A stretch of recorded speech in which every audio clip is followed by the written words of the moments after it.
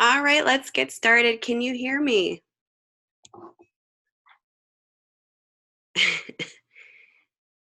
All right. Yeah, you're trying to get started an hour early. It's one of those Mondays, right? Hey, it's better than you're early than late, so it's a good thing. How are you doing today? Besides the little mix up there.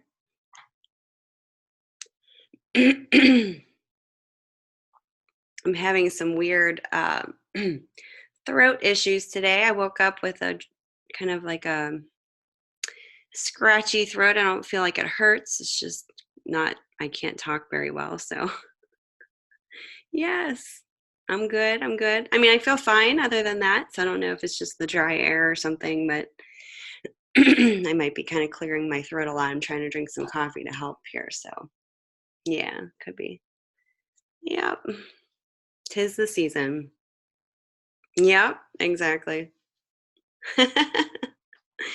Well, it's finals week. Can you believe it? It's like it goes so fast. I always say that. Just time goes so fast in these classes. You know, they're only four short weeks. So here we are, final week. So hopefully you guys are. It's so sad. Yeah, but I guess in at the same time, it's good for you guys to get started as soon as possible. As far as once you do graduate, so get through the program quicker. But it's really important for you guys to keep revising your work, even not just in this class, but all of your classes, getting the feedback to revise so that you can come out with really good, strong work.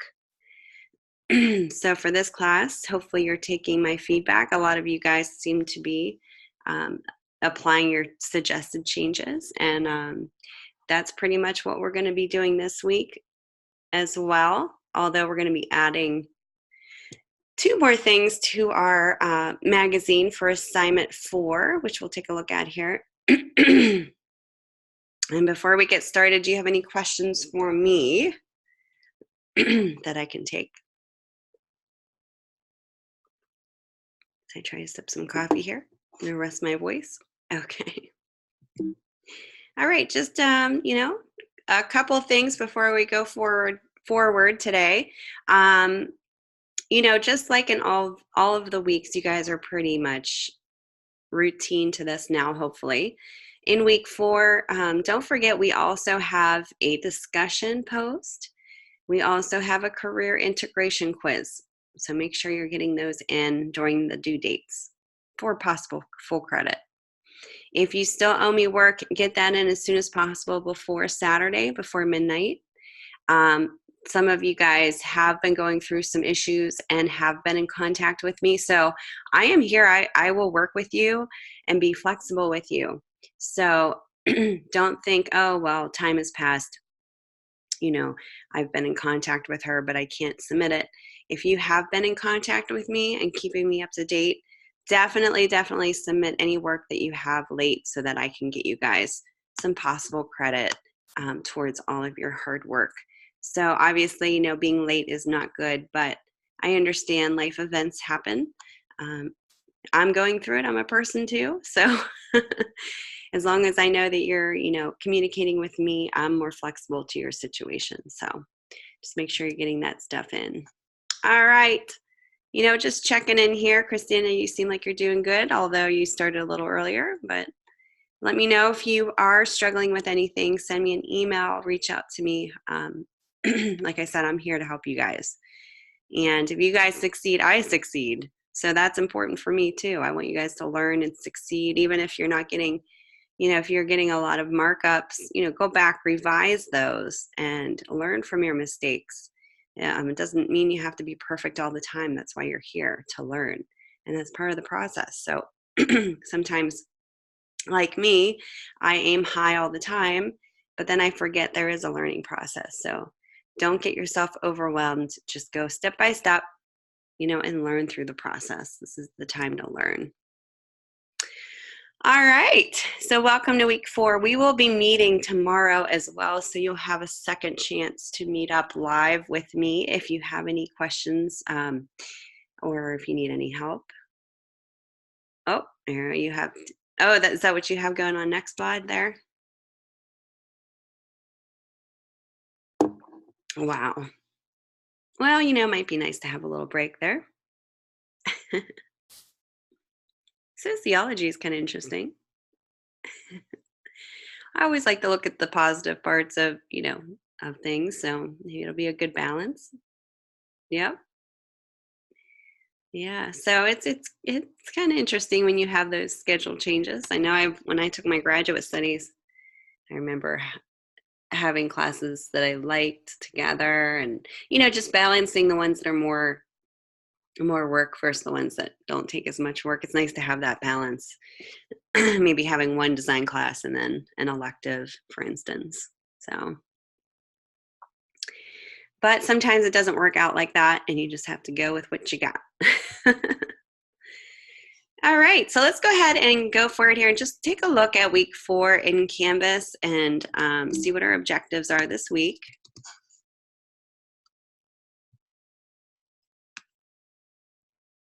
Yep. Yeah. It doesn't always work that way, right? All right. So basically, yep, you guys are always going through pretty similar objectives in this class because it's a collaborative project that you've been working on besides the ads, but they still go with what you're doing as well. But this week you will be working away, walking away with hopefully understanding and applying a well-defined grid structure to enhance visual hierarchy. So hopefully you're understanding how that all works when I'm giving you that feedback. I know some of you guys are struggling with the balance in your feature stories, being very copy heavy.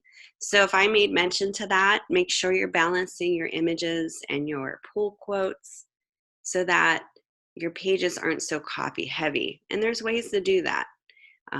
So hopefully you're listening to the lectures and getting those tips and tricks and hints to do so.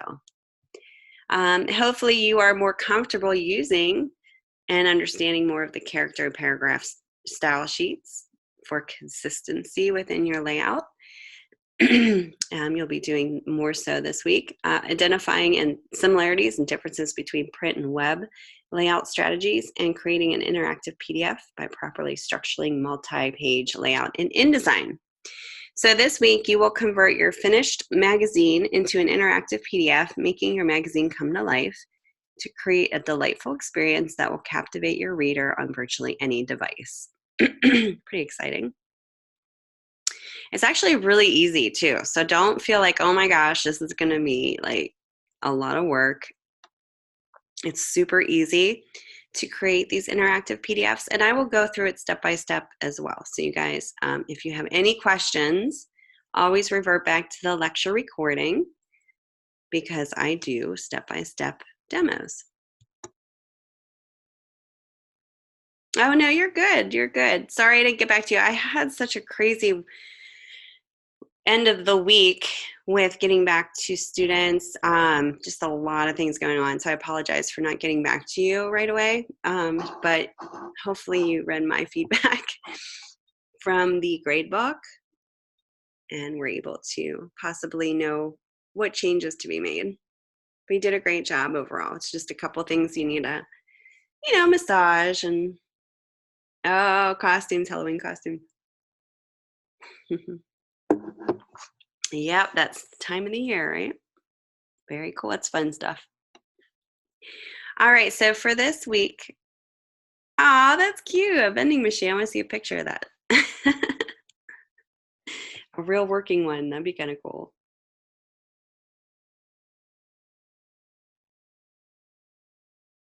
Oh, that's cute. Rubik's Cube. Yeah, my daughter's going to be a vampire. This is the first time she's 5. In the past 4 years, she's been a lion, like the same thing every year because she just, loves to be a lion. So this year she said she wants to be a vampire. So I'm all excited. I'm like, yay, we're going to be doing something different than a lion. So very excited about that. All right, we'd like to see some Halloween pictures there. That'd be fun to see. Yeah, definitely. Very cool.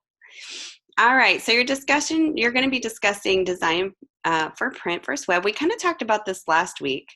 So it's just kind of understanding the differences and things to think about. Go ahead and read through the background, and it gives you this situation here and questions about,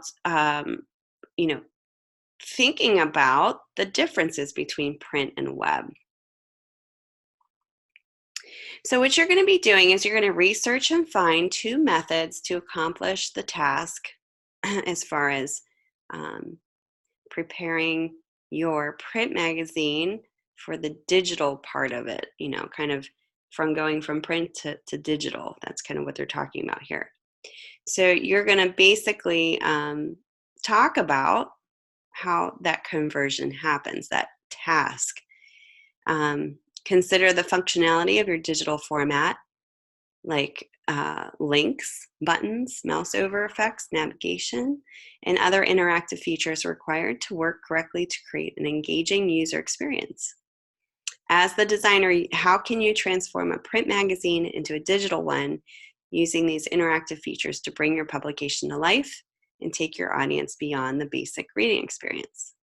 So this is kind of neat because you can see you can research this a little bit more and understand the differences between a print and a digital magazine, so that you can understand the different accessibilities. Like in print, obviously you're just flipping through physically with your hands, and digital, you're more clicking through, so you have more buttons that you have to worry about, hyperlinks and stuff like that. So thinking about that, how are you going to transform your print magazine into a digital one? Talk about that. You can cite your sources that explains major design differences between print and web design. You can also find articles from experts that offer best design practices and strategies for each format. Yes. Yeah, you might have a color issue there. So you can talk about the conversion process, but you can also talk about the major design differences. Think about that, the major design differences. Talk about how, you might see a digital form of a magazine look a little different than a print magazine. Maybe the copy doesn't quite flow the same. Maybe it's different. Maybe the elements, maybe there's more of instead of obviously a stationary picture that's printed, you have a slideshow of images, a carousel of images on a digital version. Think about that. And what I would do too is go ahead and research digital publications,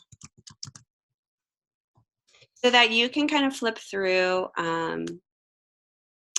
examples of that. Examples, here we go. There's one called the flip book. There's examples that you can kind of flip through. I would actually look up digital magazine examples, because publications can be anything. But what we're doing is magazines. So these are, you can actually create them online here. Interactive magazines, here we go. Here are some examples, hopefully, that we can flip through very quickly here of, yep, exactly, yep. I'm trying to see here, cruise ship brochure, nutrition magazine, this might be a good one.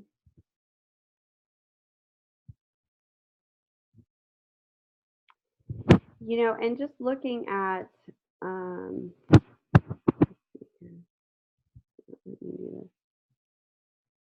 here's the cover. Okay, obviously this is not in English, but you guys can see how this is all playing out and how different this is based on a digital version versus a printed version. You might even find, let me see here if I can.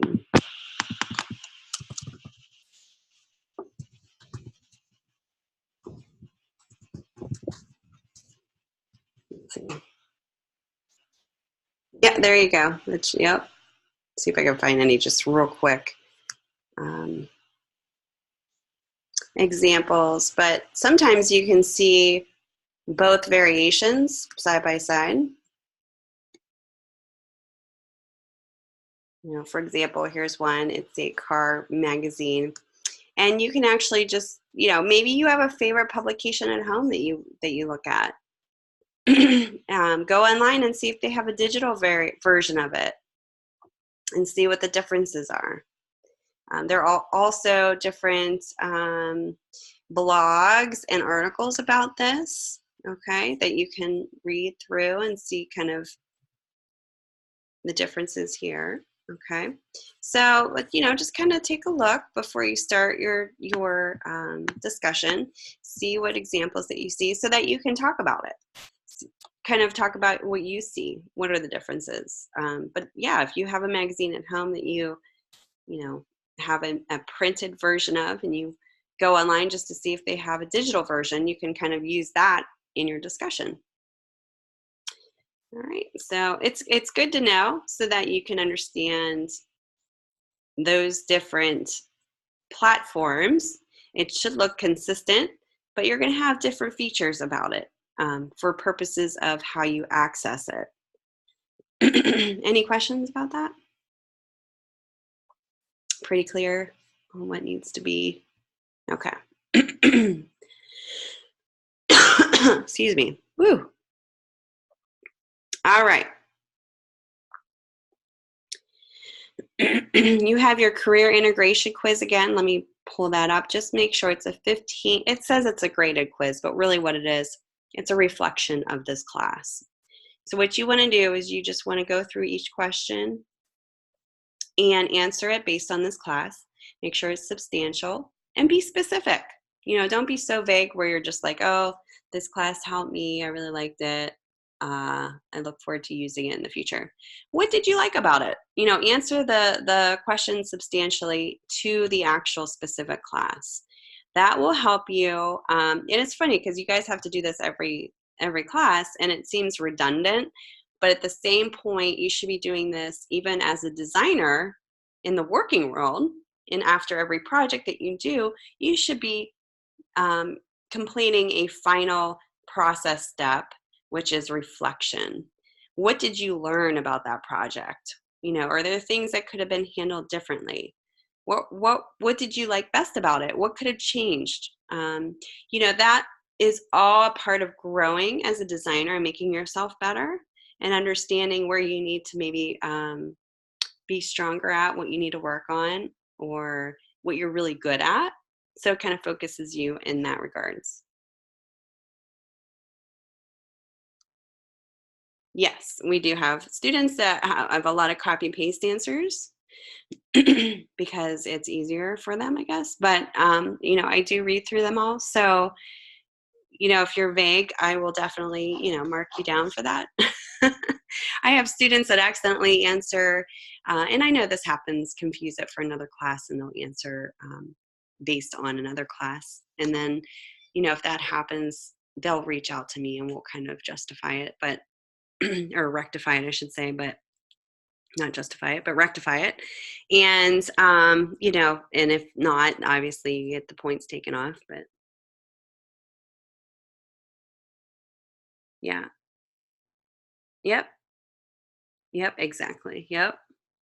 And I think it's just because, you know, it's just some people get so busy, and it's one thing that always happens at the end of the course, and you know, it's not having the time to really properly put into it. I think is the major issue with that, with students that do, you know, trying to get through quickly. But you know, it is an important part.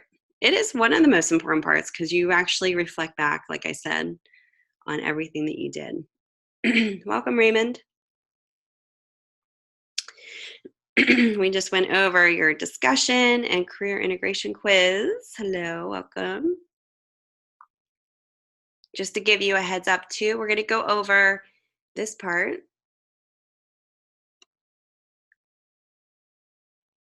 Yeah, write things down. Yep. Yeah. It's all in how you work too. Time management.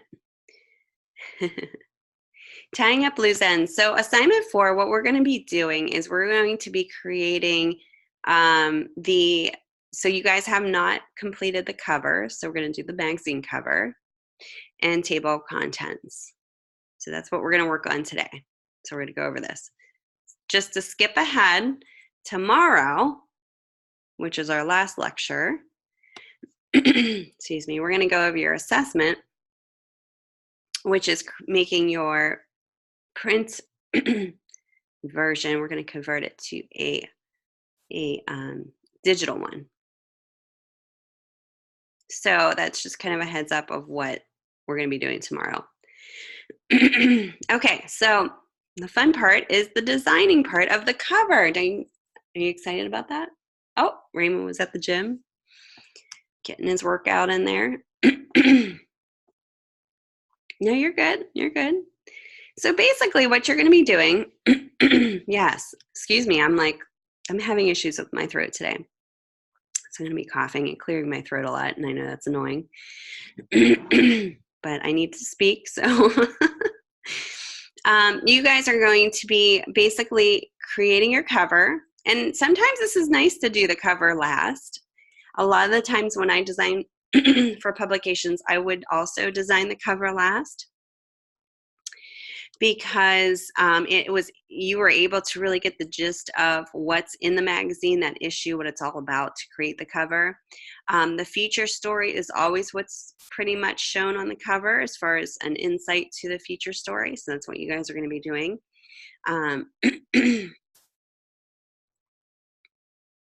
Oh, okay. So that's typically what I used to do as a designer for when I designed for magazines, and this is kind of following suit. Table of contents, again, this is always usually kind of the last to revise as well, because it doesn't always go as smoothly as planned when you're designing magazines. Some people come in and they pull out their ads or their articles, and you have to adjust your pages, and it can be kind of a nightmare, but it can be kind of fun too. But those table of contents, those pages change sometimes, so leaving that towards the end is really kind of important, so that you're not keeping revisions going and losing time. Now, a lot of the times when a publication is created and already existing and you're a designer working on it, you just carry through. Like what you typically do is I'll copy that last month's edition and just save over it as the new edition, and then just revise everything inside. So what's nice about that is you're just kind of like keeping those pages, but you're just making it so that it's reflective of the new month. So everything's pretty much set. You have your style sheets are set. So when you're creating it from scratch, that's when most of the work goes in. It's the time and the energy. But once it's done, you can use that version going forward for a new version the next month or whatever. So when you're redesigning the cover and the table of contents, they're already in place. You're just kind of editing out the information. So that's nice. But you guys are going to be creating it from scratch. All right, so for this week, you are going to be revising and reviewing the feedback from your editorial from week 1, feature article week 2 assignment, and your back cover advertisement week 3. You're going to review and analyze that.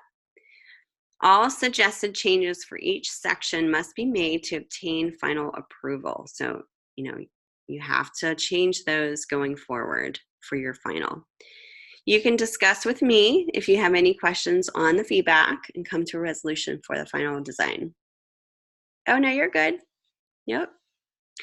Implement all changes that need to be made. Spell check, proofread the magazine as if you haven't seen it before. Excuse me. Magazine cover. So you're going to create this in the 8-page document you will set up in week 1. You will be using page 1 for your cover design. Cover cannot have page numbers, and I kind of showed you how to do that. I'll show you that today. Apply a well-defined grid structure to enhance visual hierarchy. I don't know why my phone is going off like crazy over there. Sorry about that. Apply the principles of design. We'll talk about that too.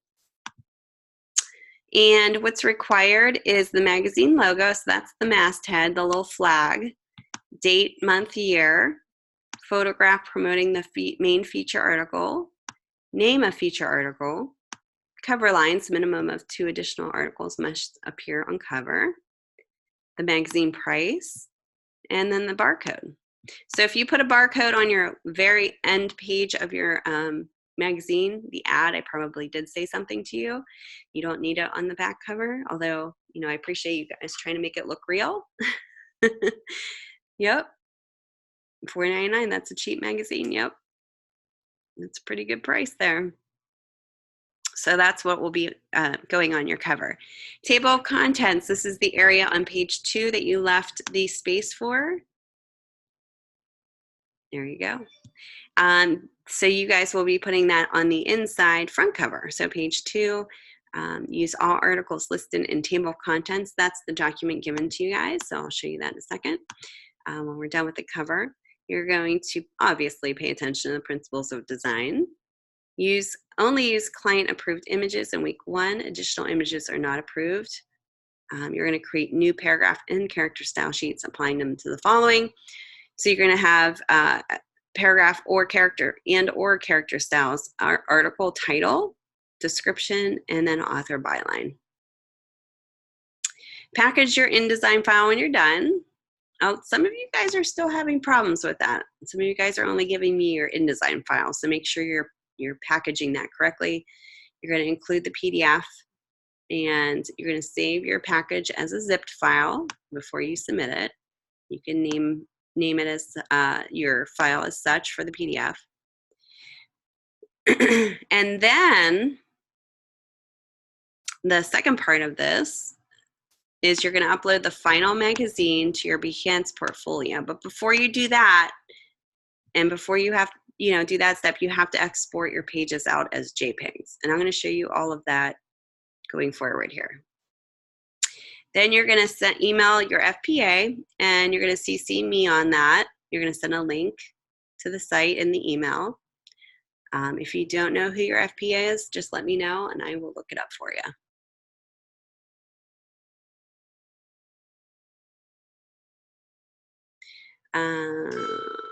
Show why the packaging in the same pull-down menu.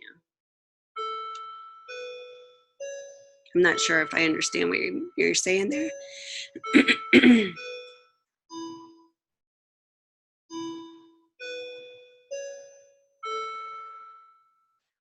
Could you revise that? That's what I need.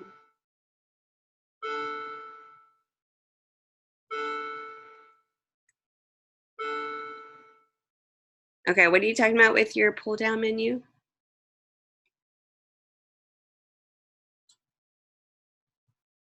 Package a file. I'm not sure exactly what you're saying about that. So, oh, okay, yeah. Yep. There are benchmark examples here too. No, you're good. I was just trying to figure out what you meant by that. So if you want to check out, other examples that students have done that reflect all of what needs to be done for this week, you can check out these. I'm going to open this one here for you. Excuse me.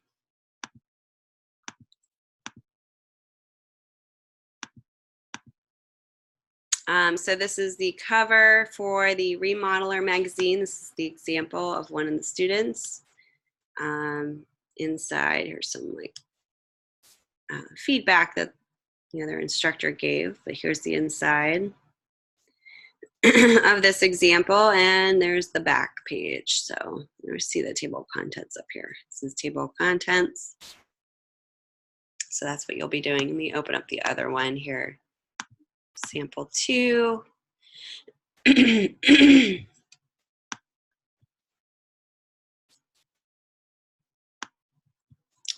And let's open that one up.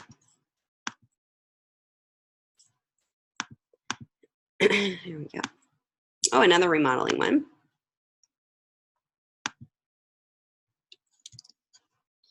Might have to click on these little X's to kind of see the whole thing here so you're not reading all the comments, but I mean, you can read the comments for sure.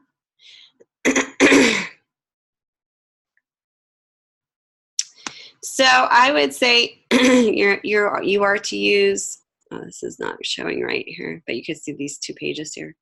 Cover, and this is the inside. So for the cover, excuse me. It doesn't really say like what images that you can use, but I would definitely use one of the given feature story images, because that's kind of what we're going to be focusing on for the cover. Actually, right here, photograph promoting the main feature article. So it doesn't say you have to use the photo, but inside the source file, but I would say definitely keep it consistent and use a photo that unifies with the feature story. All right. Any other questions before we go forward here?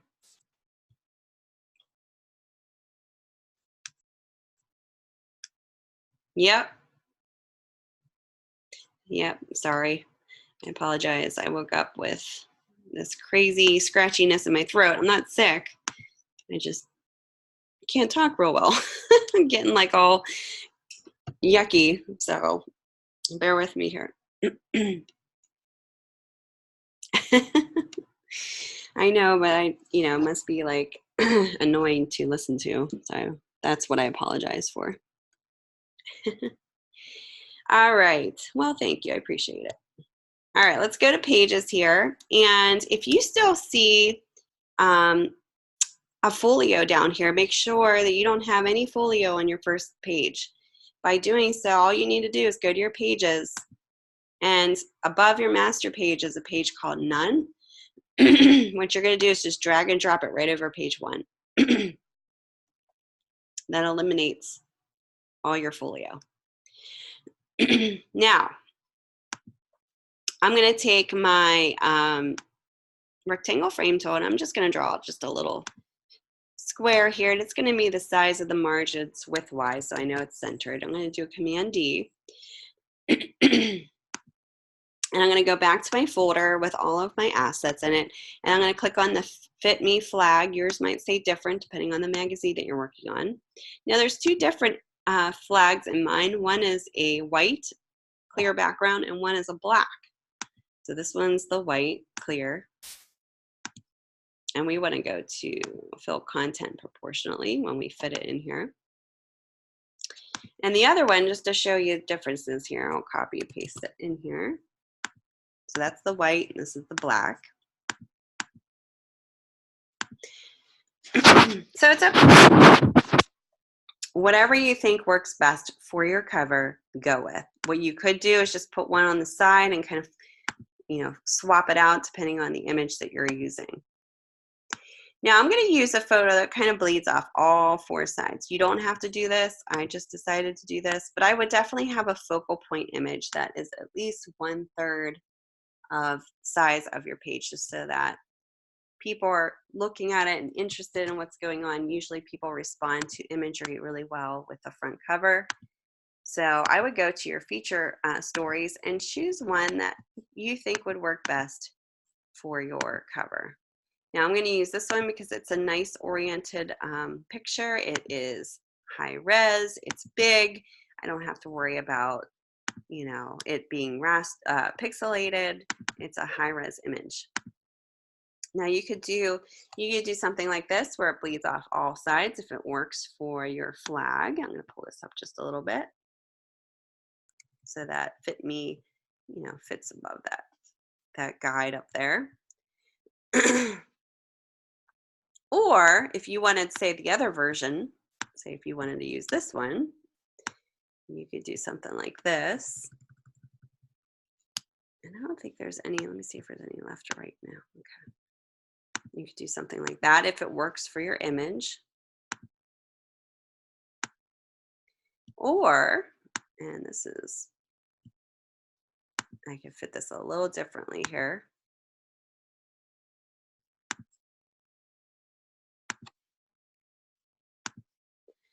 Hold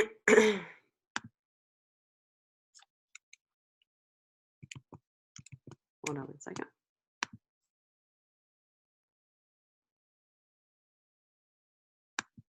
What I think I'm gonna do is, yeah, so let me undo this here.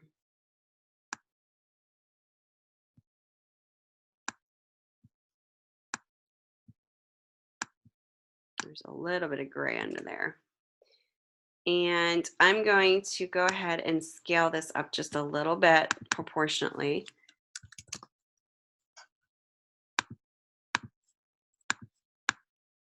So that it's bleeding off of each side here. You just have to be really careful because you don't want it to be off-centered or anything like that.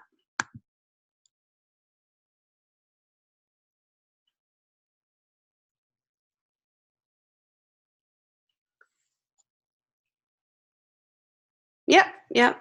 I think because, you know, at least if you can see a part of the name, if it's a very recognizable magazine, you could do something like that.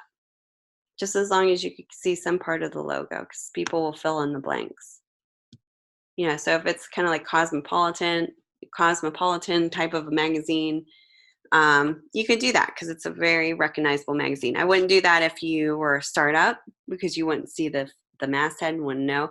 But a lot of these magazine publication brands are very recognizable out there that can kind of do that where they're having half of a head, you know, go over the logo. You could do something like this. Yep. Where, let me see here. There we go. It covers a little bit on the left and the right, so that's, you know, stretching across. You could pull this down like I just showed you before and resize it based on this space.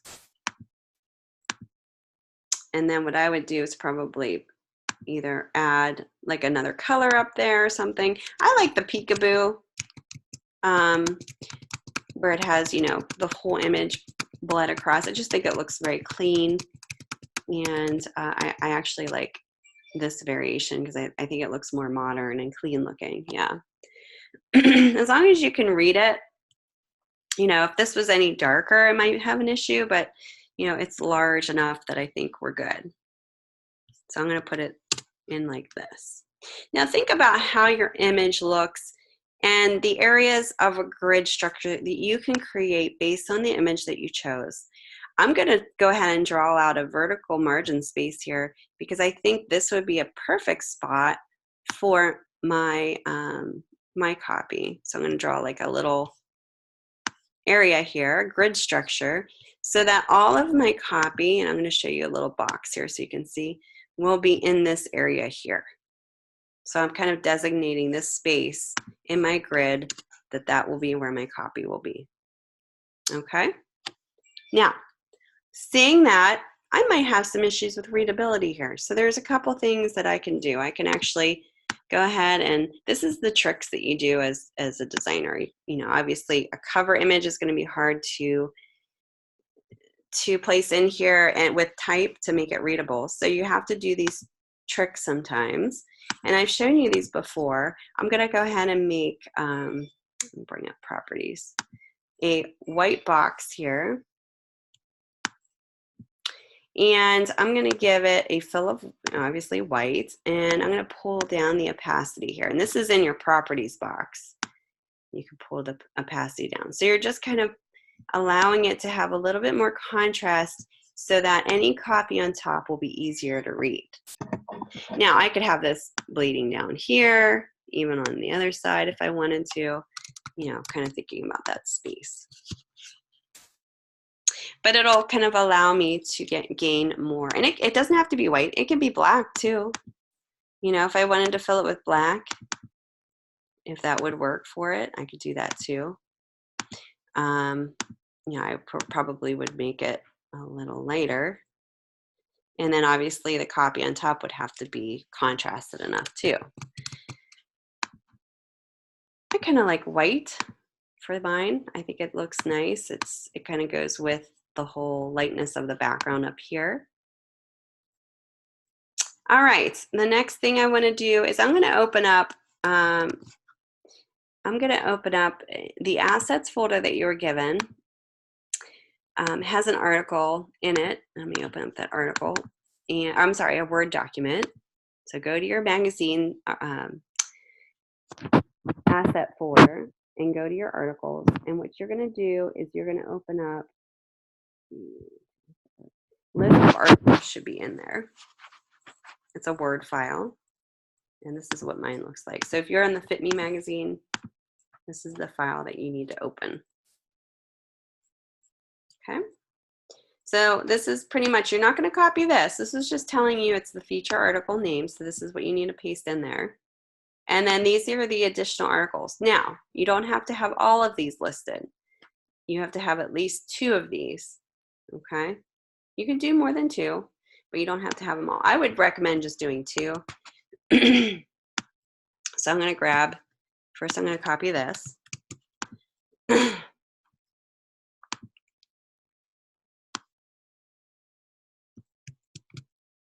And then I'm going to go back here, my Word document, and grab these 2.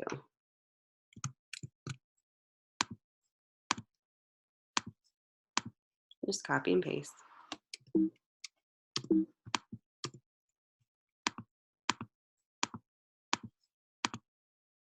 Oops. Now just make sure I have a style on here by accident, so I'm going to make this no style here, just to reset it. And then I'm going to take out the bullet points. I don't really need those. So these are 3 stories I'll have featured on here. Now the feature story gets the most emphasis because it is the feature story, and these should be secondary, right? So with that being said, I'm going to go ahead and make a style guide. Now these should match, you know, basically what you have going on in the magazine. It could be a little different. For instance, I could actually just copy this over because it's the same thing. And I could paste it in here and then revise it based on, you know, the space that I have. So I can just copy and paste that, do a new style, and I can name this cover feature style sheet. And I'm going to make this just a little smaller so it fits a little bit better. Let's see how that goes. Where's my cover feature? There we go. And then just apply it. And if I need to make any changes to it, I can go back and kind of make changes. And this is where you'll be able to see the changes if you have the preview on. Just making sure this is off. We don't need a baseline. And then what I'm going to do, because I like the fact that, you know, I'm gonna right align this. I think this will be the best way to do it. So I'm gonna go ahead and go to my alignment here. So in instant spacing, I'm gonna do a right align. Oh, I must have been holding the.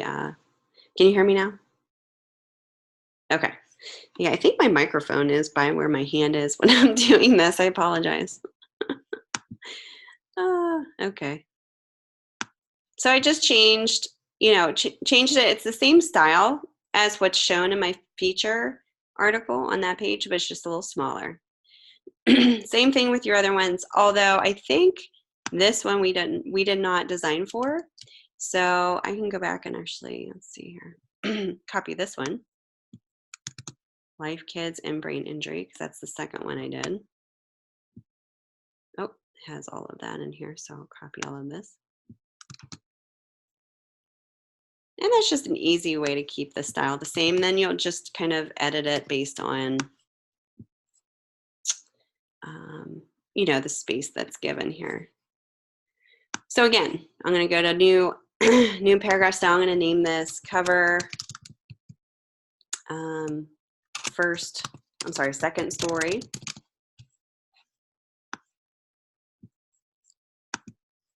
Make this a little smaller than the first story, obviously. Let's try like 20.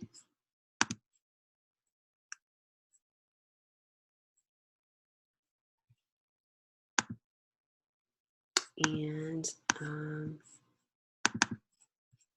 we want the alignment to be the same. So we want to do right align. And if I go back to my story here, the first part's bigger and blue and the second part is smaller and red. So we could do the same thing here where we can actually change this part.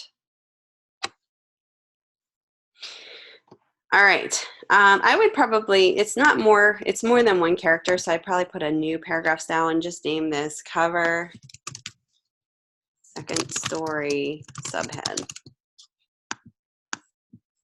I know it's a little bit of a pain, but keep it consistent. And then I'm going to keep it red, and I think it's more bold, so we're going to make it bold. And then we'll just see how that looks. All right, so I'll probably definitely downsize this.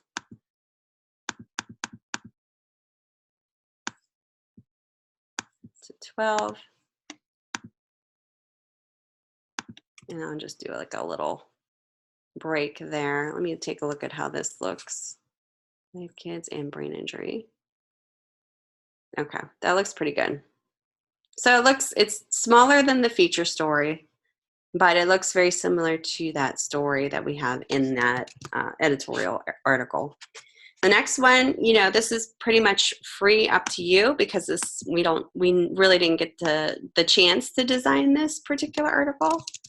We're going to do the cover, third story. I would keep it consistent if you're using, like for instance, I'm using Helvetica throughout mine. I would keep it consistent with that at least, but you can definitely do different things to this too. I'm going to do right align, keep it consistent that way. Third story. Oh, there must be a space here.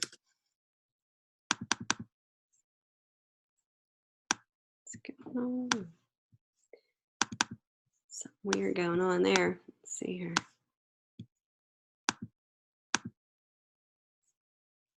Oh, it's the center, that's why. Right align. Let's do like 14. Play around with this. Are you a beach body? Maybe beach body is a character style.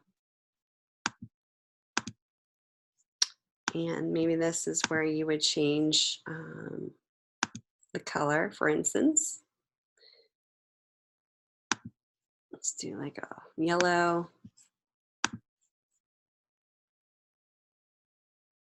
I don't think I named that.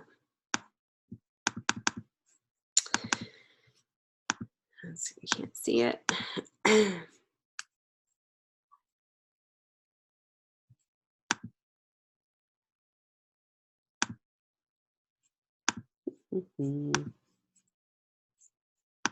If you just wanted to change the color, that would be a good place to do it.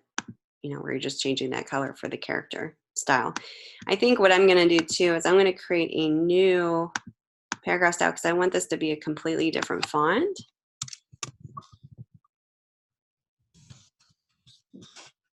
So I'm just going to name this subhead so I know what it is. And I'm going to change this to being like, I don't know, let's see, a little bit bigger. Let's see what this looks like here. There we go. Probably not this font because it's hard to read. Just trying to change it to a more interesting font here.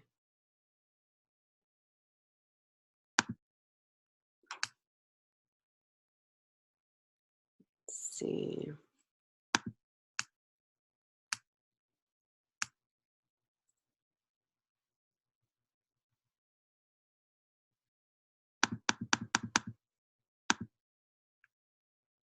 What would be a good font for this? Let me see.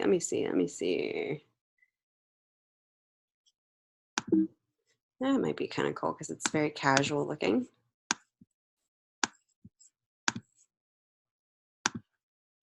Something like that. Yeah, I might increase this just a little bit. I'm just kind of playing around with the balance of these articles here. Can you hear me? Okay. I just read that. I thought you could hear me again. Okay. So you can see I have, let me zoom out here. These articles here.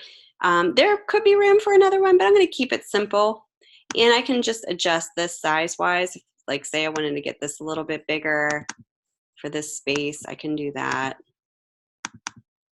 Getting that a little bit bigger. Same with this. You're just kind of going back and changing it up based on what you see. And probably make this a little bit bigger.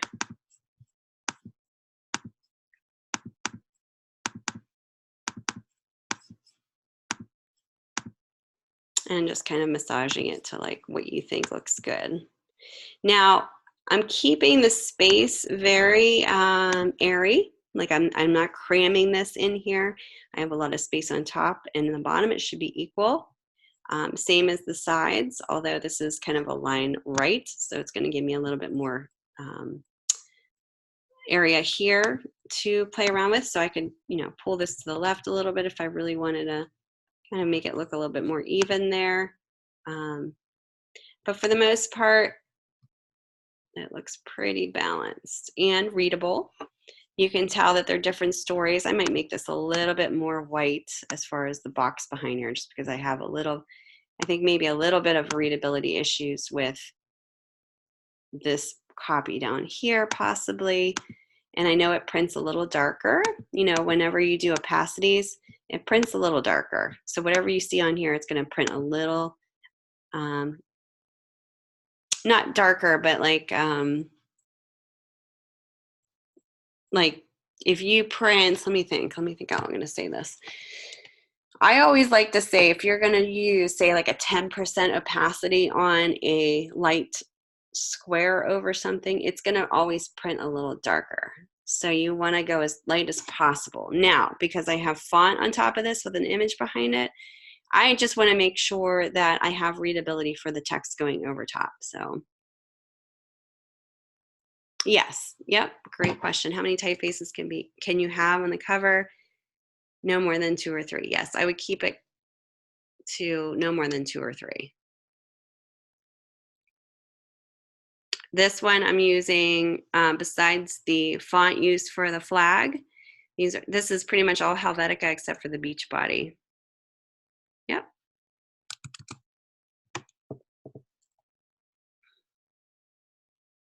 You can also put, like a slight drop shadow on your copy if you think it works. I think sometimes drop shadows can make copy hard to read, especially if they're not as subtle. So you just have to really be careful with that.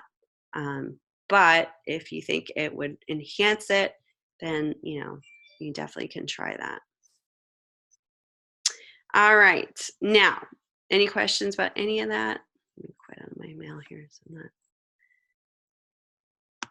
just getting you might have it, aligned to the left. Your image might be more on the right, thinking about that. How the image, it really is going to be dependent upon the image that you're going to use. Now, sometimes you can introduce even more images. Like for instance, if you wanted to put this image with this particular article, I would make it a lot smaller. Oops, proportionately. But sometimes, just to make it look more visually interesting, you could do something like this. I would keep it consistent though. If you're going to do that, I would keep it consistent so that, all of them are the same shape so that it doesn't get kind of, hard to follow and it just becomes too busy. So keeping it the same shape will allow for that pattern to happen and make it easy, the repetition to be easier to to look at and follow, if that makes sense. Oops, there we go. Okay. Now this might, look kind of weird on the top one, and maybe I'm just going to use it on the bottom parts. That's fine. I mean, you would have to find an image here to go with that. I'm just going to put this one in here real quick, this doesn't go with this article, but just to show you kind of what it would look like if I had two images in there. But you don't necessarily have to use the image, these images. Sometimes it's nice. Look at covers, look at different covers out there and get some ideas of what you can do to make it look more realistic.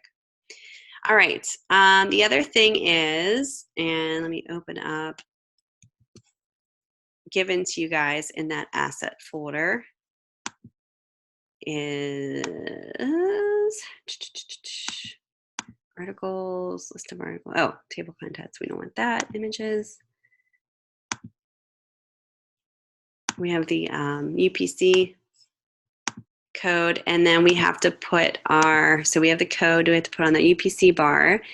The magazine price is $4.99, and then the date, which is the month and the year. So it's completely up to you on how you want to do this. Typically, codes go at the bottom, not necessarily all the time, but we want to keep this as small as possible. I would say, no bigger than 1 inch, around, let's say 1.5 inches in size. The code in there is a gift code. So all you need to do is go create your rectangle frame tool and then fit it in there. You might have to extend it out depending on size. But it shouldn't be huge. It should be like a ratio like this. It's a good ratio. I have some students that make it really big. It should be big enough to scan. This one is about, show my info up here, 1.58 wide. So that's kind of a nice, and about 3/4 of an inch high. Now you can do something like this where you kind of introduce the magazine price. I've seen this before where set horizontal.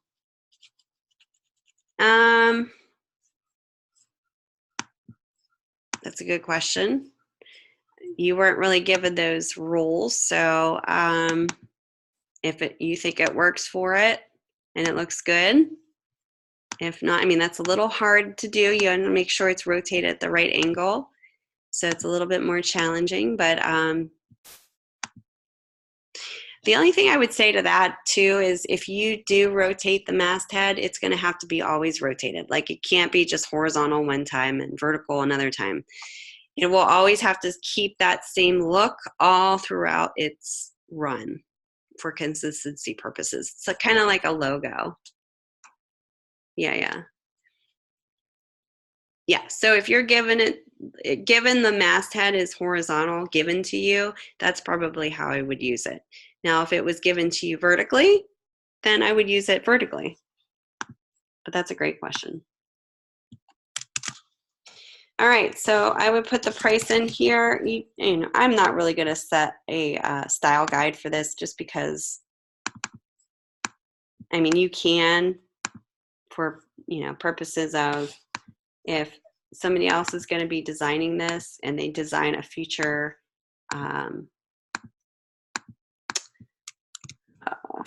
version of that, they'll need to know what style it is, but it's usually always going to be the same price wise, so I'm just going to keep it simple. I'm going to give it just like a,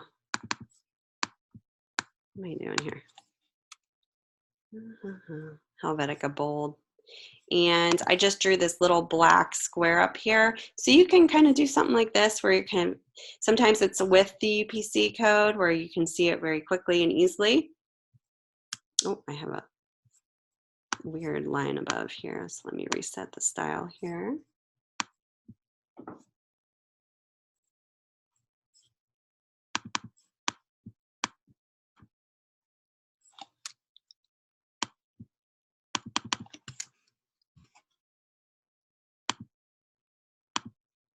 I'm just making it probably about 10-point type. You don't want it to be too big, but you want to be able to see it. You know, you can center this, completely up to you what you want to do. Right, align, center, just as long as it's aligned in here, and I have to move my box so that it is aligned. So that's something that you can do. That's a little big too. I might go a little smaller on that. Oops. These type of details, especially the barcodes, is what drives designers nuts, because we don't really want it to be on there because it's kind of in the way of everything else. We try to get it as small as possible. You know what just happened here.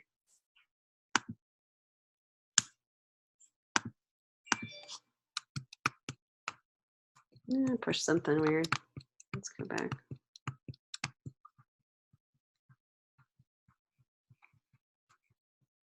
What the heck happened?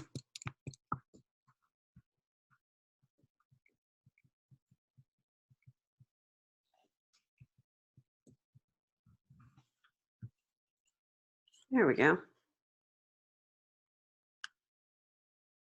Hold on, guys. I'm in my back step here process. Let's do that again. Not sure what happened, but something happened.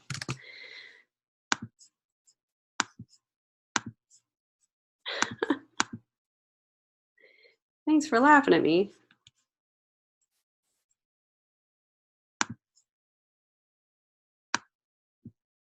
There we go. You can put the price up here too. Yep, exactly. So you could put the price up here. I would align it if you did that, you know. Sometimes you can see the prices placed up above here on a magazine. So, you know, you don't have to have it with the code.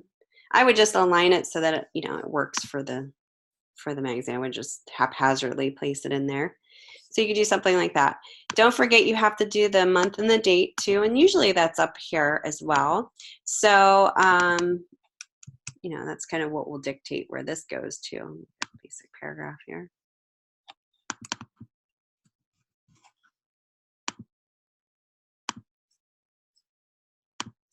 Okay. Sometimes this can be fit, say if there's a line here, it might be perfect for that. You could do that.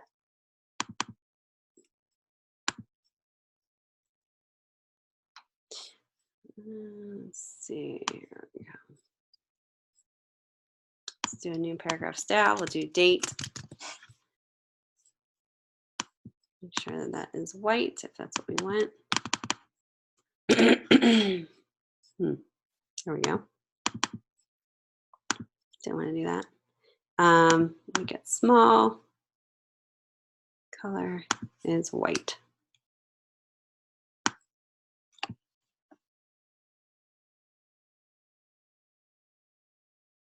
Yep.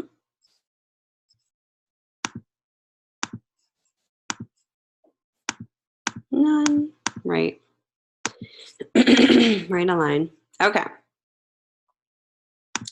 So you could do something like this where the date is maybe like on the actual bar of the masthead, as long as it fits properly in there.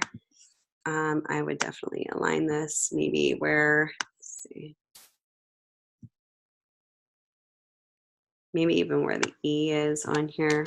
I was going to align it to my copy box, but it might make more sense if it's on here to be connected to the masthead. So you do something like that where the date is, you know, if you have a situation like that, you can do that. It doesn't necessarily have to be there. It could be down below here, it could be up here. So that's completely up to you on how you want to kind of work that.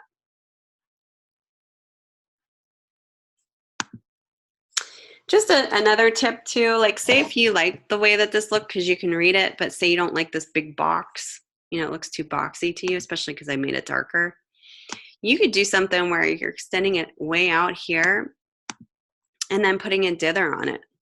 So go, go to your toolbox and go to the gradient feather tool and click wherever you don't want to see this line because it's too boxy. I'm going to start where her knee is, click there, and I'm going to pull to the right. Actually, it's the other way because this is flipped. So I go the other way, and it's going to feather it so that I can see the lines of the top, bottom, and right, and I can always kind of pull this out too. But it feathers it out so it goes to transparent on that side. So it's not as boxy. So I kind of like that. Yep. Where did you find that? Okay, so I'll do it again. Let me undo it. So I'm going to make this box a little bigger so I can kind of have more control over how much it feathers out.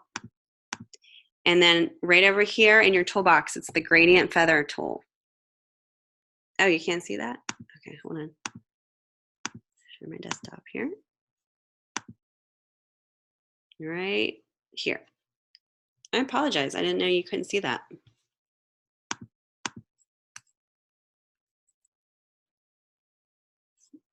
So it's right here. It's the gradient feather tool. You click on that, and it depends on where you're, if you have a fill and no stroke, you're going to have to go a certain direction. So instead of going, like I said, from outside in, I'm going to go inside out. So I'm going to click and hold that shift to make it like a horizontal gradient, but I'm not going to go past. If I go past the square, look what happens. I still see that square, the line. So I want to make sure I do it right before, so I have a real nice transparent dither going on, so I don't see that outside square part. And like I said, you can play around with this if you kind of like it to be, yeah, definitely looks less boxy. I do this trick all the time. Like, I do this trick a lot this way too. So if I make like a square here, let me just show you real quick. It's not going to work for this particular layout, but let's say you have copy down here and your cover fits most of this up here and you want to make it look easier to read. Take your dither again. Here, let me go the other way. There we go. And you could do something like this. And that just makes it so that your copy is easier to read over top of whatever busy trick, yeah, they might trick.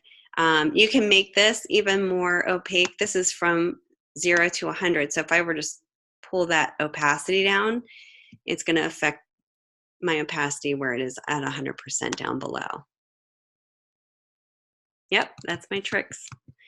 I love that trick. I use that very often in magazine design just because there's a lot going on, and especially with copy over top of busy photos. So that is a nice trick to do. I think that's it for what you guys need on your cover here. Let me just double check. Let's see. Yep. Oh, thank you. So when you're done, just kind of make sure it looks like, your magazine. There's copy, there's enough room in between. I have a lot of students that make their, it'll be like this, where it's too close to the masthead. Make sure you're not doing that. Make sure you have it, a nice space for that. And it flows nicely. Like right now I'm looking at my flag of the name, the image pulls me in, and then I go down to the copy and kind of do a nice circle with the flow of my eye. Oh, okay. Yeah. All right. The next part of this is your table of contents. That's fun, right? And you can make this look completely different than what's on this page. You should, because it's the table of contents. Yeah. Now, your table of contents, the Word file is in your assets folder, just like with all the other stuff here. Let's see. My desktop, there we go. So it's in that folder again. You will go to your articles folder and it should say table of contents. TOC is the abbreviation. And this is pretty much everything that needs to be in your table of contents. Let's go ahead and copy that. You might want to do a spell check actually before that. Hold on. I just saw a couple spelling errors.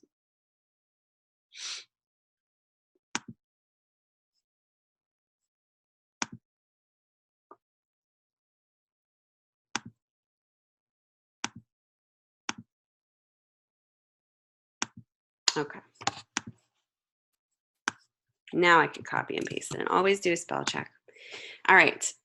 So you can differentiate this really easily by a couple, and I know you saw some other student work too doing this, but you can do like a nice little subtle color square here to set it off from, you know, this start of the editorial article.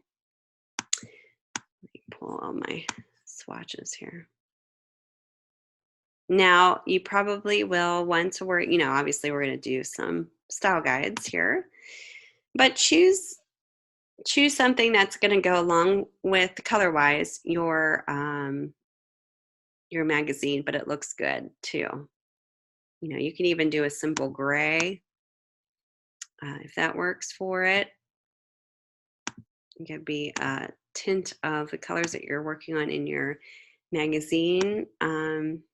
You know, it's completely whatever you think it looks good. I want to do kind of like a, let me look at the cover here.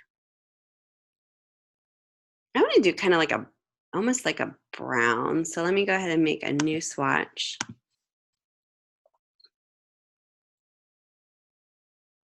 I'm actually going to take it from this cover. I'm going to get like a brown color here. Oops, what are you doing?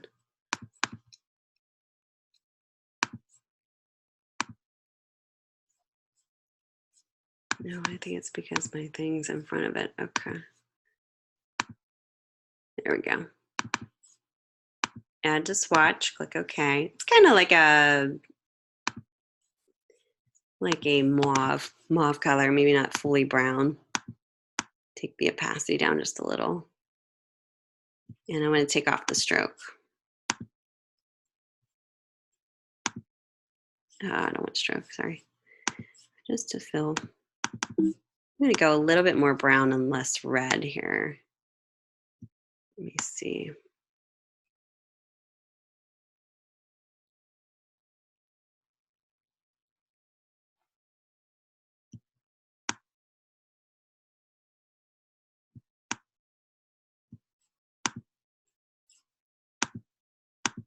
Okay.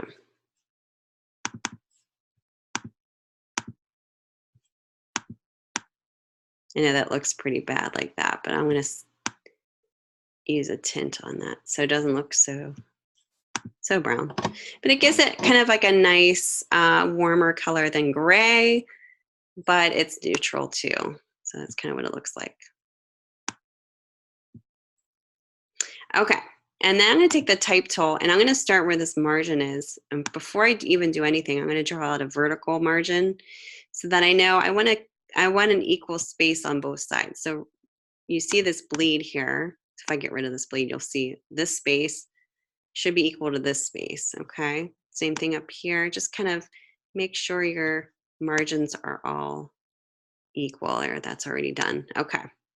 So then I would take my type tool and go ahead and just create a text box, that same area there, and then hit paste. And again, I have to change this so it's not adding a different style to it here. Hold on. Got all these boxes in my way. Let me reset my boxes here. It's driving me nuts. Okay. And of course my styles aren't showing. There we go. I got all kinds of style sheets. Look at all these style sheets. I'm gonna go to new. reset that, and zoom in here. There's a couple of things that you guys should be aware of. One of which is there's no page numbers in your table of contents. So you can create those in leaders if you want. I'm going to show you how to do that. But first, let's create a style sheet, and we're going to name this table of contents. And I'm going to name this body copy.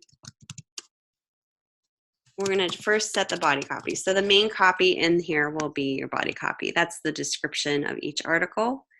So let's set that. I'm going to do Helvetica just because I've been using that for all of my headlines and subheads, but it's completely up to you what you want to use.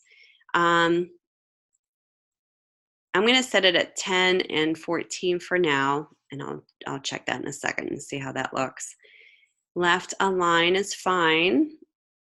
I will figure out what I want to do with my tabs and everything else. I'm just going to set this real quick, and then we'll go from there. Oops. Okay. So I can adjust this based on, like, you know, how everything works out.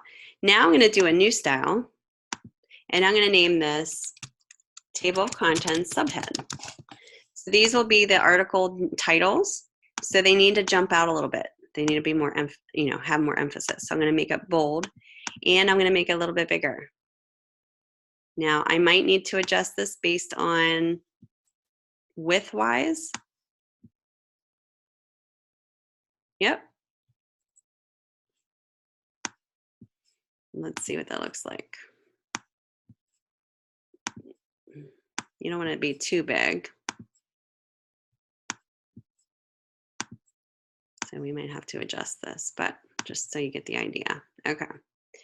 So now I'm going to make it a little smaller just to fit in there a little bit better. So maybe like a 12. Okay. And then what I can do is add leaders to that. So leaders are those ... and then it has the page number, and that has to do with the tabs. You don't have to do this. I'm going to show you how to do it though. And that would just be for your subheads only, because this is kind of telling you where the article is.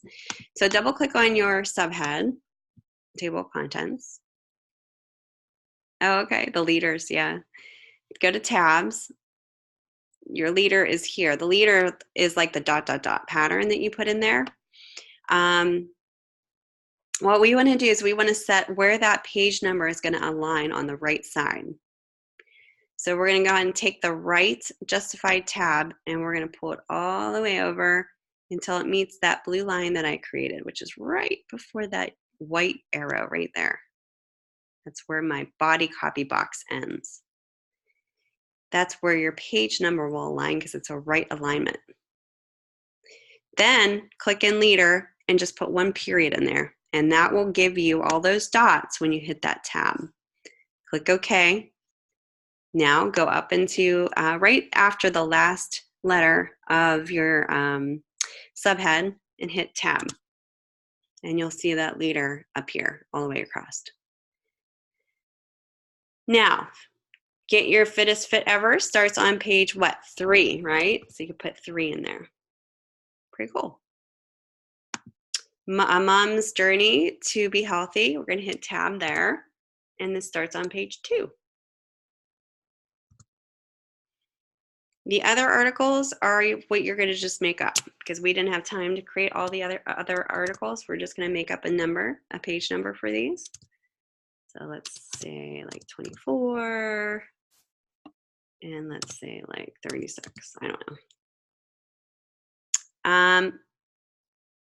I'm probably going to, let's see, do a shift return here for that break. But it's a nice way to be able to see very quickly. It's a visual way of easily seeing the subhead and then the article title and what page number it's on. That's something that's not given to you guys, so you might want to add that in there. The next thing is your byline. So I'm going to do new paragraph style. We're going to name this table of contents byline. And you can make this different. I'm going to make it so that it's bold and oblique and maybe slightly smaller in size. That just kind of sets it off.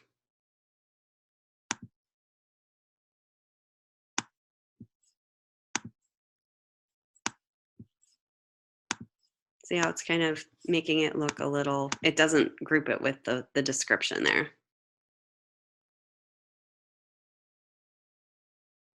Okay, next thing is the headline here. You do new paragraph style, table of contents headline, table of contents headline.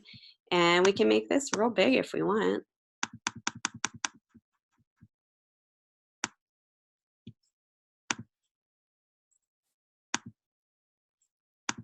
Completely up to you on how you want to deal with that. Okay. Now you can go in here and start changing some things like, maybe you want the subheads to be red or blue. So subheads, all you have to do is double click on there, like how to change the color in there. And this is kind of why we do this, because you can easily, quickly change the information here without having to do it manually. Maybe you want to make this red, headline wise.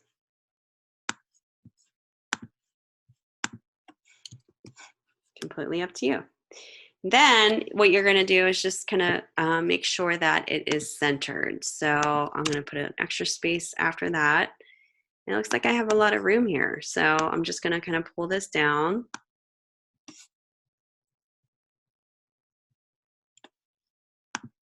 And I can draw a line where the center is here of my box. And that way I kind of know the center of my line. My box here is right there. And that's completely centered right there. Just make sure you have, like I said, enough margin space around here. Your copy's not crammed. You're aligning it to your margin. You have enough space in between here and your copy here. I can even pull this in just a little bit more. So you have enough space in between here. And then you have your table of contents is set up in a hierarchical way where you have, the headline in itself, the article titles with page number, description, and byline. They all have their own assigned hierarchical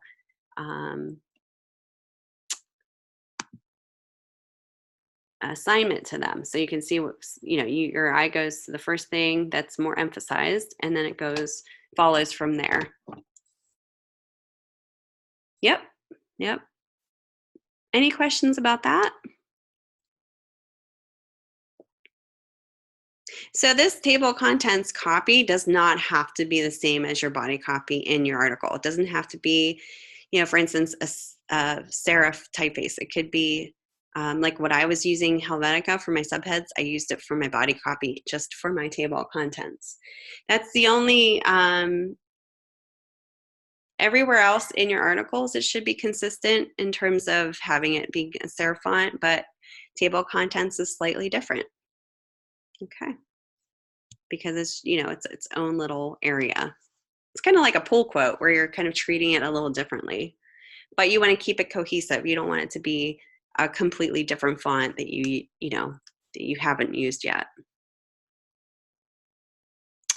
So the baselines here, that's a good question, are not aligned. Let me see here. I don't think I set it up for alignment for here.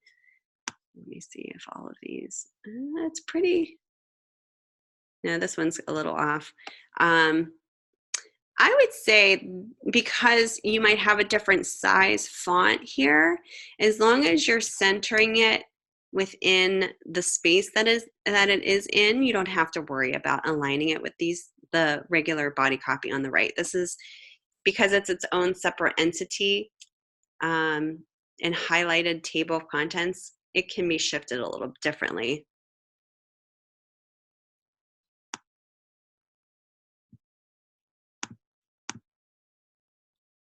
Because my body copy might be bigger, and I think it is, than my body copy in my article. So that's going to shift things. in a different way. Another thing that, and I'm surprised you guys didn't bring this up, just kind of keep an eye on weird hyphen weird breaks here.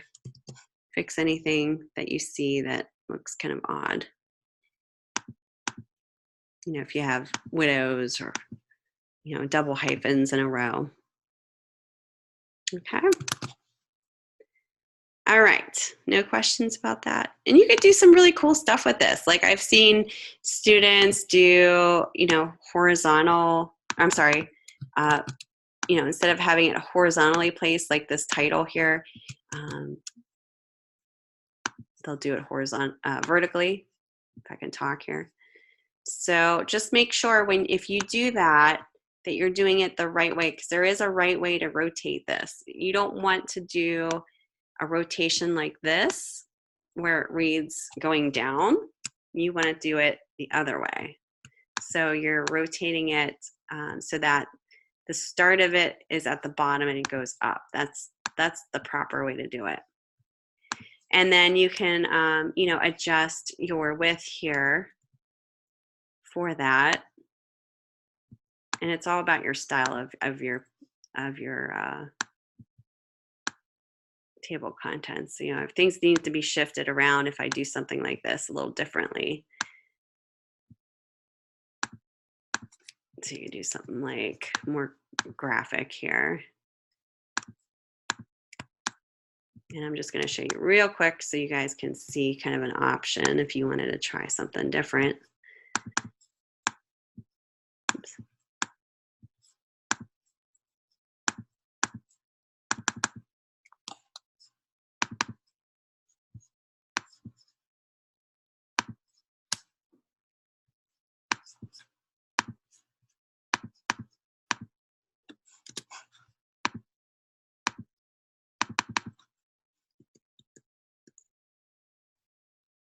Get rid of this. There we go.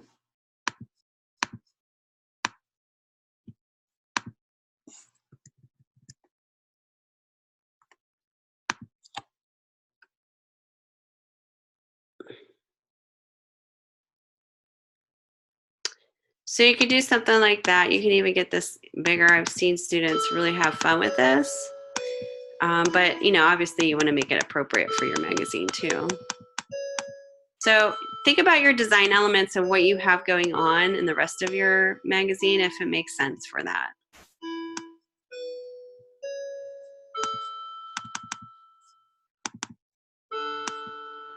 There goes my clock. All right.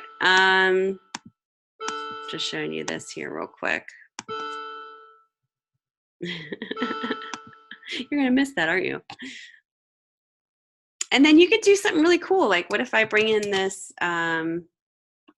texture over here that I use? Let's see if I think I have that in the background. Let's see if I can bring that texture in. Or you can even do another texture. Doesn't have to be that one. Let's see if I actually.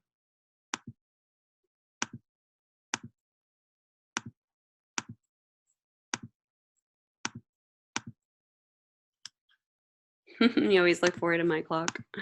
That's funny. Let's do this picture.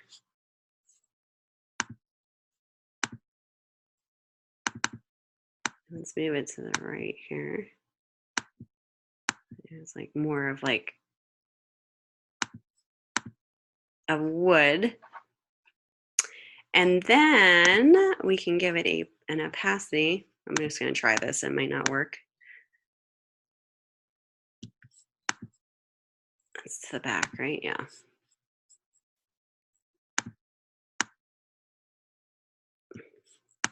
And then you can use your dither. Oops. You know, so there's different things that you can do. This may be too much linked to this article, but I wanted to show you texture-wise that you can use a texture in the background too, if that's something that you think would work. Maybe like grab that color from there. Okay, so I just want to show you some options. Yours might be totally different than mine in regards to where you have it positioned. You know, some of you guys have your table of contents either on the top, maybe the bottom, instead of the left side. I would say as long as you don't have it on the inside spine part, that's typically, those are the positions that you typically have it in. You know, left side, bottom, top.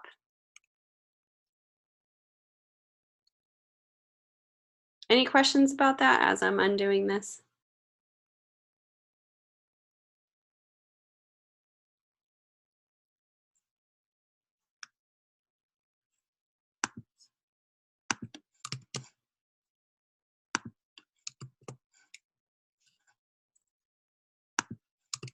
No? Okay. All right, so those are just some options there. All right, so then the next part, so we just did the magazine cover, we did the table of contents. So now we just have to package our file. I'm going to show you how to do that. And then, you know, make sure you have a PDF in there. And then I'm going to show you how to get your pages ready for Behance. Oh, no, sorry. Go ahead, Raymond. I did miss it. Sorry.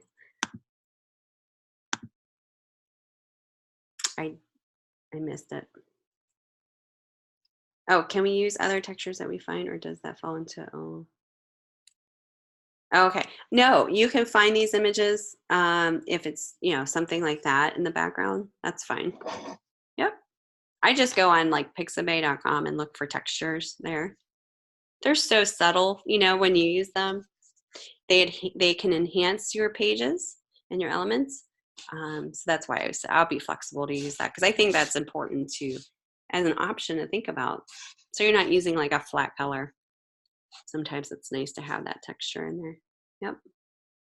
So I would be flexible with you guys to do that.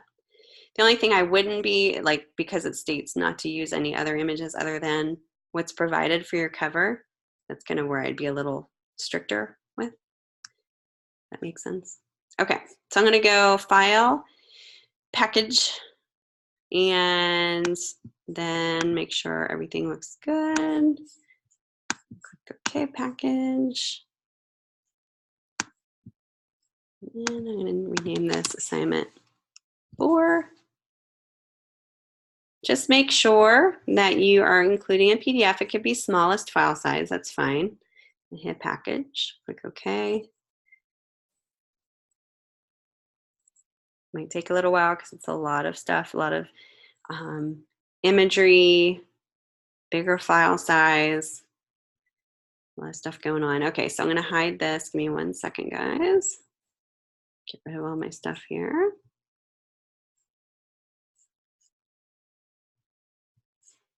So I just placed this on my desktop. So here it is, the package folder.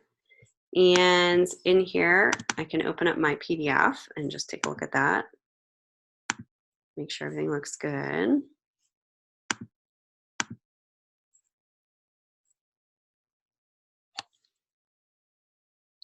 So take a look at your cover, make sure everything looks like it's, you know, cohesive and going together well. You know, read through, just check all of your spacing, everything else. Everything looks good, then it's ready to go. So you're going to zip it. Go ahead and click Control click, or go up to File, Compress. And it's going to look like a little zipper file, like a little zip. So this is what you're going to submit.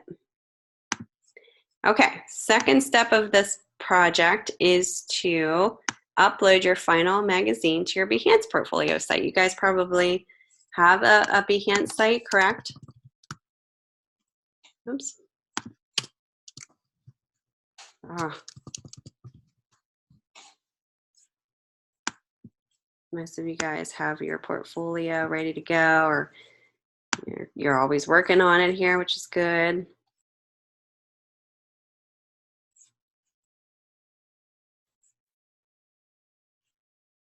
Okay, let me sign in here. Give me 1 second.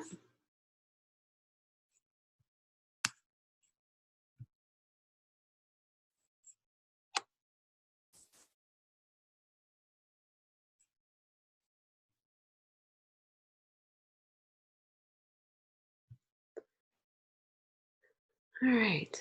Give me 1 second, guys. They're asking me to retrieve my password. That's always fun. Mm-hmm.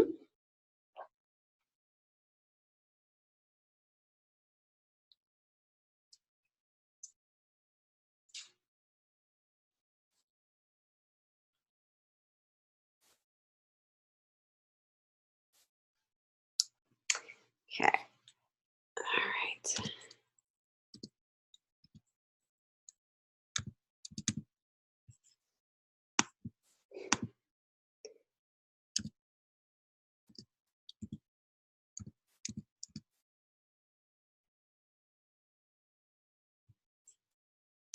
All right. So now I am going to, I just logged in here. Sorry, guys. I probably should have had that up before. Didn't think about it. Let me go back to your InDesign file. So this is what you need to do. And just pay attention to this because this is an important part of the steps here. I think visually and presentation wise, it's important to have this set up in this way. So in order to upload to Behance, we have to export as JPEGs, not a PDF.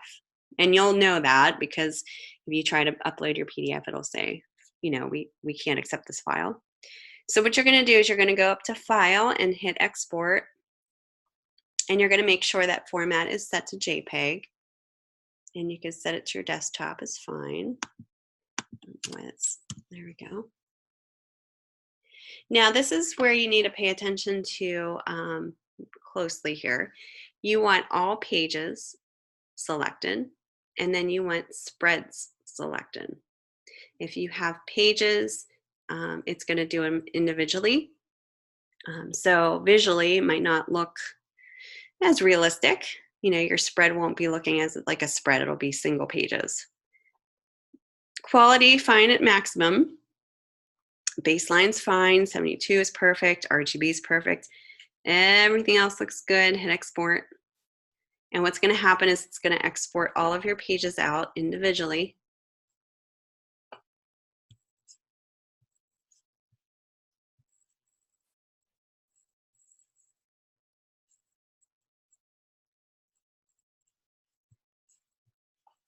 So I just saved them to my desktop so you can see this is the cover.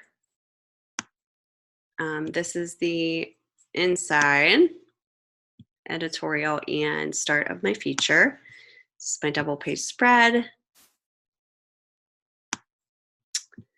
And this is the next pages after that and next pages. So what you can do is name this.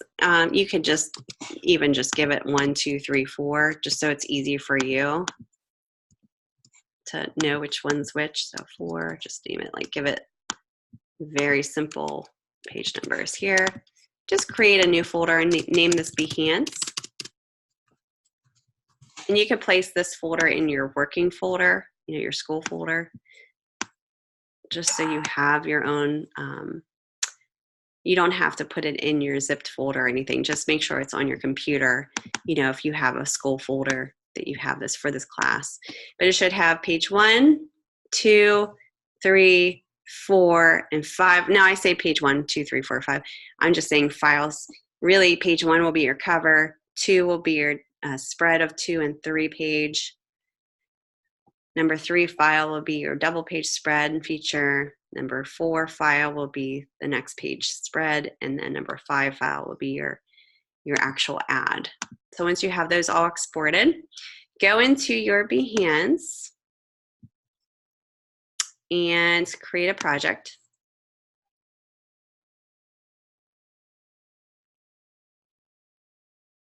And you can either click on files here or upload files. And what we're going to do is shift select from number 1 JPEG to 5 to select all. Just do a shift select open. And you can always reorder these too if they're not in order. But once you click OK, it's going to import all of your pages. So it should look similar to this. So you have your cover nicely in order here.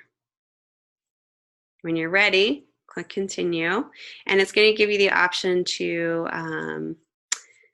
use one of these pages for your cover, and then you can give a title to this. So you can put your class name and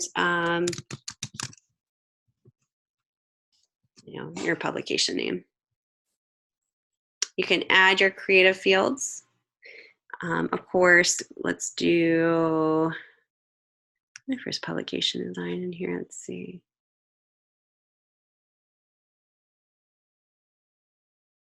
Print design. That could be one that you choose. Graphic design. I think you can only pick 3. So let's do creative direction. Looks good. Click done. And then tools used, you could put just the Adobe Creative Suite because we used everything for the most part as far as InDesign, Illustrator, Photoshop, all that good stuff. And then hit publish when you're ready. Now this is the important part because when you hit publish, it's going to create this URL link here that you're going to copy and paste.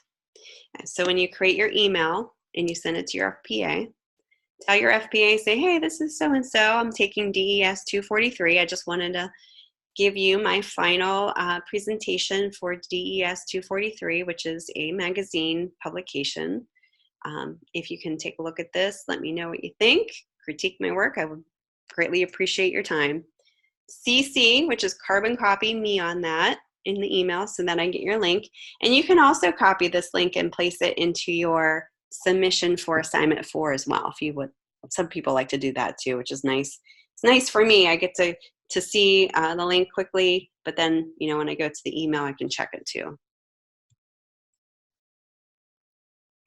Then you can go back to your front page of your, I say front page, but your splash page here, and you can take a look at what this looks like. If you need to edit it in any way, there's a little cog that will show you can hit edit. If you need that link to reappear to share, all you have to do is hit promote and it'll give you that link again. Okay, you can even delete it if you want or edit it. It's completely up to you. Here's edit here if you wanted to, kind of have to swap out pages, hit edit. It's going to pull up your editor again. You can go in, you can actually edit each page. You can just hit this little pencil icon and you can either reorder it, you can add a caption, replace image, or delete. Any questions about that? My phone is going crazy today. Apologize, guys. Everything's dinging and banging and binging and banging.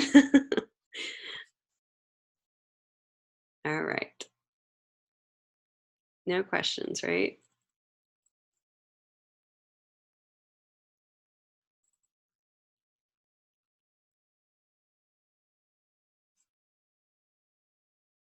All right.